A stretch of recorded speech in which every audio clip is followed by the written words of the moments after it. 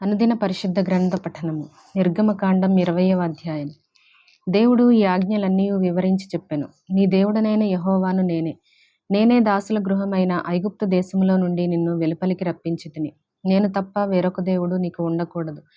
పైన ఆకాశమందే గాని, క్రింది భూమి యందే గాని, భూమి క్రింద నీళ్ల యందే గాని ఉండు దేని రూపమునైనను విగ్రహమునైనను నీవు చేసుకొనకూడదు.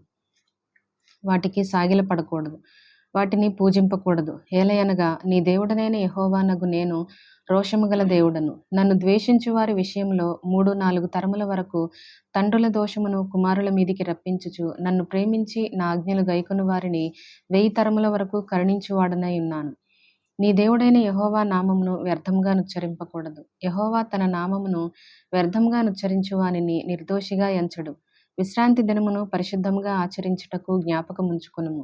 6 దినములు నీవు కష్టపడి నీ పని అంతయు చేయవలెను. 7వ దినము నీ దేవుడైన యెహోవాకు విశ్రాంతి దినము.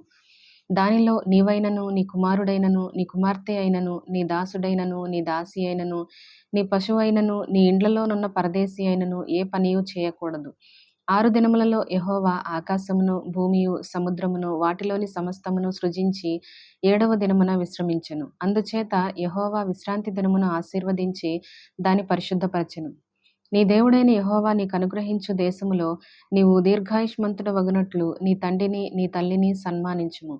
నరహత్య చేయకూడదు, వ్యభిచరింపకూడదు, దొంగిలకూడదు, నీ పొరుగువాని మీద అబద్ధ సాక్ష్యము పలుకకూడదు, నీ పొరుగువాని ఇల్లు ఆశింపకూడదు, నీ పొరుగువాని భార్యనైనను, అతని దాసునైనను, అతని దాసినైనను, అతని ఎద్దునైనను, అతని గాడిదనైనను, నీ పొరుగువానిదగు దేనినైనను ఆశింపకూడదు అని చెప్పెను. ప్రజలందరూ ఆ ఉరుములు, ఆ మెరుపులు, ఆ బూరధ్వనియు, ఆ పర్వత ధూమమును చూచి భయపడి తొలగి దూరముగా నిలిచి మోషేతో ఇట్లనిరి, నీవు మాతో మాటలాడుము, మేము విందుము. దేవుడు మాతో మాటలాడిన ఎడల మేము చనిపోవుదుము. అందుకు మోషే, భయపడకుడి, మిమ్ము పరీక్షించుటకును మీరు పాపము చేయకుండానట్లు ఆయన భయము మీకు కలుగుటకును దేవుడు వేంచేసెనని ప్రజలతో చెప్పెను. ప్రజలు దూరముగా నిలిచిరి. మోషే దేవుడున్న ఆ గాఢాంధకారమునకు సమీపింపగా యెహోవా మోషేతో ఇట్లనెను, ఇశ్రాయేలీయులతో ఇలాగు చెప్పుము, నేను ఆకాశము నుండి మీతో మాటలాడితేనని మీరు గ్రహించితిరి. మీరు నన్ను కొలుచుచు వెండి దేవతలనైనను బంగారు దేవతలనైనను చేసుకొనకూడదు. మంటి బలిపీఠమును నా కొరకు చేసి దాని మీద నీ దహన బలులను, సమాధాన బలులను, నీ గొర్రెలను, నీ ఎద్దులను అర్పింపవలెను. నేను నా నామమును జ్ఞాపకార్థముగా నుంచు ప్రతి స్థలములోనూ నీ యొద్దకు వచ్చి నిన్ను ఆశీర్వదించెదను. నీవు నాకు రాళ్లతో బలిపీఠమును చేయనప్పుడు మలిచిన రాళ్లతో దాన్ని కట్టకూడదు. దానికి నీ పనిముట్టు తగలనిచ్చిన ఎడల అది అపవిత్రమగును. మరియు నా బలిపీఠము మీద నీ దిగంబరత్వము కనబడక ఉండునట్లు మెట్ల మీదుగా దానిని ఎక్కకూడదు. నిర్గమకాండం 21వ అధ్యాయం. నీవు వారికి నియమింపవలసిన న్యాయ విధులేవనగా, నీవు హెబ్రీయుడైన దాసుని కొనిన ఎడల వాడు 6 సంవత్సరములు దాసుడై ఉండి 7వ సంవత్సరమున ఏమీయు ఇయ్యకయే నిన్ను విడిచి స్వతంత్రుడగును.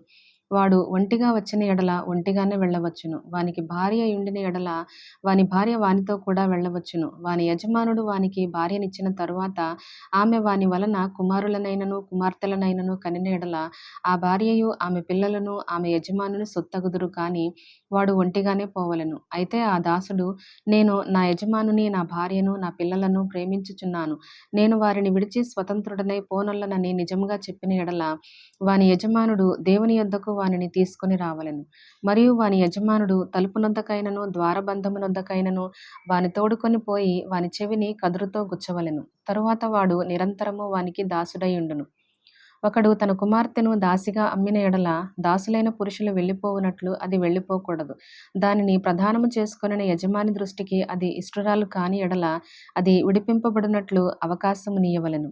దాన్ని వంచినందున అన్ని జనులకు దానిని అమ్ముటకు వానికి అధికారం లేదు. తన కుమారునికి దాని ప్రదానము చేసిన ఎడల కుమార్తెల విషయమైన న్యాయ విధిని బట్టి దాని ఎడల జరిగింపవలెను. ఆ కుమారుడు వేరొక దాని చేర్చుకొనినను మొదటి దానికి ఆహారమును, వస్త్రమును, సంసార ధర్మమును తక్కువ చేయకూడదు. ఈ 3ను దానికి కలుగజేయని ఎడల అది ఏమీయు ఇయ్యక స్వతంత్రురాలై పోవచ్చును. నరుని చావుగొట్టిన వానికి నిశ్చయముగా మరణశిక్ష విధింపవలెను. అయితే వాడు చంపవలెనని పొంచి ఉండకయే దైవికముగా వాని చేత ఆ హత్య జరిగిన ఎడల వాడు పారిపోగల యొక్క స్థలమును నీకు నిర్ణయించెదను. అయితే ఒకడు తన పొరుగువాని మీద దౌర్జన్యముగా వచ్చి కపటముగా చంపలేచిన ఎడల వాడు నా బలిపీఠమును ఆశ్రయించినను వాని లాగివేసి చంపవలెను. తన తండ్రినైనను తల్లినైనను కొట్టువాడు నిశ్చయముగా మరణశిక్ష నొందును. ఒకడు నరుని దొంగిలించి అమ్మినను తన యొద్ద నుంచుకొనినను వాడు నిశ్చయముగా మరణశిక్ష నొందును. తన తండ్రినైనను తల్లినైనను శపించువాడు నిశ్చయముగా మరణశిక్ష నొందును. మనుషులు పోట్లాడుచుండగా ఒకడు తన పొరుగువానిని రాతితోనైనను పిడికిటితోనైనను గుద్దుట వలన వాడు చావక మంచము మీద పడియుండి తరువాత లేచి తన చేతికర్రతో బయటికి వెళ్లి తిరుగుచుండిన ఎడల వాని కొట్టిన వానికి శిక్ష విధింపబడదు గాని అతడు పని చేయలేని కాలమునకు తగిన సొమ్ము ఇచ్చి వాడు అతనిని పూర్తిగా బాగు చేయింపవలెను. ఒకడు తన దాసుడైనను తన దాసి అయినను చచ్చునట్లు కర్రతో కొట్టిన ఎడల అతడు నిశ్చయంగా ప్రతిదండన నొందును. అయితే వాడు 1-2 దినములు బ్రతికిన ఎడల ఆ ప్రతిదండన అతడు పొందడు. వాడు అతని సొమ్మే గదా. నరులు పొట్లాడుచుండగా గర్భవతి అయిన స్త్రీకి దెబ్బ తగిలి ఆమెకు గర్భపాతమే గాక మరి ఏ హానియు రాని ఎడల హాని చేసిన వాడు ఆ స్త్రీ పెనిమిటి వాని మీద మోపిన నష్టమును అచ్చుకొనవలెను. న్యాయాధిపతులు తీర్మానించినట్లు దాని చెల్లింపవలెను. హాని కలిగిన ఎడల నీవు ప్రాణమునకు ప్రాణము, కంటికి కన్ను, పంటికి పళ్ళు, చేతికి చెయ్యి, కాలికి కాలు, వాతకు వాత, గాయమునకు గాయము, దెబ్బకు దెబ్బయు నియమింపవలెను. ఒకడు తన దాసుని కన్నైనను తన దాసి కన్నైనను పోగొట్టిన ఎడల ఆ కంటి హానిని బట్టి వారిని స్వతంత్రునిగా పోనీయవలెను. వాడు తన దాసుని పల్లైనను తన దాసి పల్లైనను ఓడగొట్టిన ఎడల ఆ పంటి నిమిత్తము వారిని స్వతంత్రులనుగా పోనీయవలెను. ఎద్దు పురుషునినైనను స్త్రీనైనను చావపొడిచిన ఎడల నిశ్చయంగా రాళ్లతో ఆ ఎద్దును చావకొట్టవలెను. దాని మాంసమును తినకూడదు. అయితే ఆ ఎద్దు యజమానుడు నిర్దోషియగును. ఆ ఎద్దు అంతకుముందు పొడుచున్నది అని దాని యజమానునికి తెలుపబడినను వాడు దాని భద్రము చేయకుండుట వలన అది పురుషునైనను స్త్రీనైనను చంపిన ఎడల ఆ ఎద్దును రాళ్లతో చావగొట్టవలెను. దాని యజమానుడు మరణశిక్ష నొందవలెను. వానికి పరిక్రయ ధనము నియమింపబడిన ఎడల వానికి నియమింపబడిన అన్నిటి ప్రకారము తన ప్రాణ విమోచన నిమిత్తము ధనము చెల్లింపవలెను. అది కుమారుని పొడిచినను కుమార్తెను పొడిచినను ఈ విధి చొప్పున అతడు చేయవలెను.